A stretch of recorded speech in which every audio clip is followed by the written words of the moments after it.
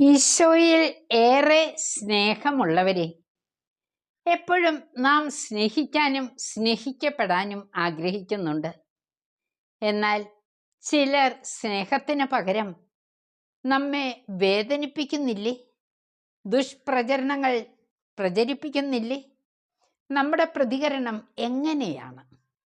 ഇതാ വിശുദ്ധ കാഥറിനെ വളരെയധികം നൊമ്പരപ്പെടുത്തി മാനഹാനി വരുത്തിയ ഒരു അൽമായ സ്ത്രീ ഉണ്ടായിരുന്നു. പ്രതികരണം ഒന്നും ഉണ്ടായിരുന്നില്ല കാഥറിൻ്റെ ഭാഗത്ത് നിന്ന്. എല്ലാം സഹിച്ചു. ഒരു ദിവസമാണ് കേൾക്കുന്നത്, ആ സഹോദരി ഗുരുതര രോഗാവസ്ഥയിൽ ആരും പരിചരിക്കാനില്ലാതെ ഭവനത്തിൽ കിടക്കുകയാണ്.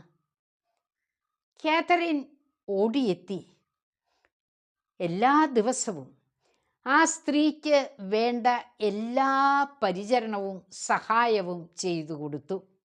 അതൊരു മധുര പ്രതികാരമായിരുന്നു.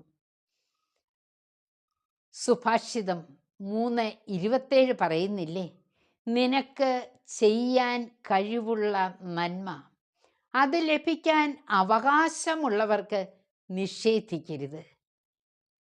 ശത്രു സ്നേഹത്തിൻ്റെ ഉന്നത പാഠം പഠിപ്പിച്ച യേശുവിൻ്റെ സ്വന്തമെന്ന് അഭിമാനിക്കുന്ന നാം ഈ മധുര പ്രതികാരം നമ്മുടെ ജീവിതത്തിലും പ്രാവർത്തികമാക്കണം.